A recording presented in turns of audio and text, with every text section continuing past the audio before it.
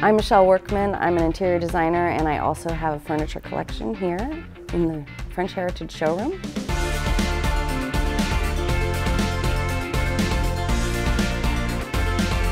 Yeah, we're at High Point, and beautiful showroom. Isn't it? Really beautiful, and your collection looks great. Thank you. One thing with this show, what's nice is you have a lot of color, and it's these very rich, like the purple eggplant, it's very, very rich. Is that something you tend towards as a designer? I think that I am pretty color forward. I don't always have clients who are color forward, so it just depends on the client whether I get to do that or not. Personally, I love color. I see a lot of you influenced by Deco, Art Deco. Absolutely. Why? Well, I'm from Hollywood. Okay. I think that the architecture there lends itself to that influence. You know, most of Hollywood was built up in the 20s. We have that sort of thread throughout the city. You know, as a designer, my takeaway is there's so much that's influenced by Art Deco, even if it's really subtle. Oh, absolutely. What else inspires you? I think I am inspired by nature and then stylizing that idea. Something, you know, if it's a leaf, you stylize the leaf, you clean it up, you take out the frills, you know. It gets a clean feeling. And so once it's cleaned up, you can kind of apply it into any situation. I love the zebra woods because, you know, you can create a pattern with them. You can create geometries, herringbones, whatever you kind of can think of that stripes would go lend themselves to. So I love that. And burl is classically Art Deco. We've used it really well in this collection. You also have a line of trims. Yes, yes. Remind me the name of it. PR and Company, and the collection with them is called The Queen's Conquest. The Queen's Conquest, Yes. I like that name.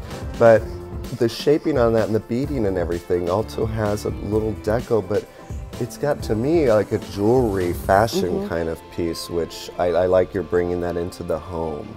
That collection started out with a lot of hand beading and handwork, and my concept was sort of based on the seafaring trade that was occurring during the time of Queen Elizabeth and Isabella of Castile. And they were sort of rivals, and so there's a lot of torn pieces where it's sort of like shipwrecked or, you know, things like that. And I'm getting a history lesson here.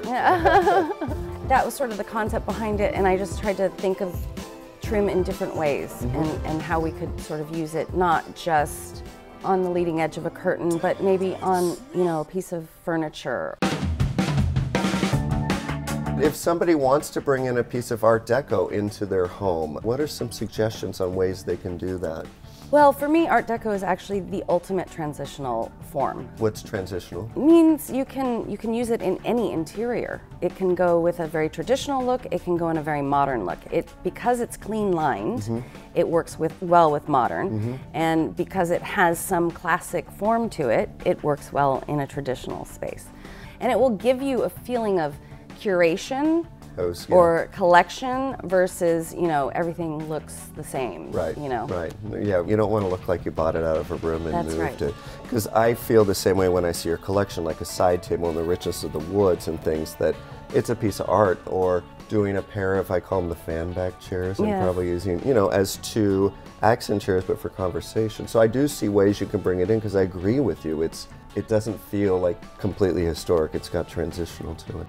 The chairs that you mentioned, those are called the hanky-panky chairs. Hanky-panky. I want to be with you when you're naming things. Well, we named everything after a cocktail, actually. I really want to be with you when you're naming things.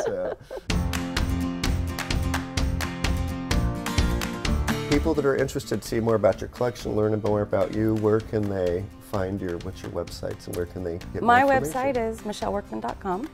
And you can find the Facet collection on FrenchHeritage.com. That will give you a list of retailers and where you can buy. And the trim you can get through prandco.com. And if we go on there, is your biography, how you left LA for Tennessee and you own a pig?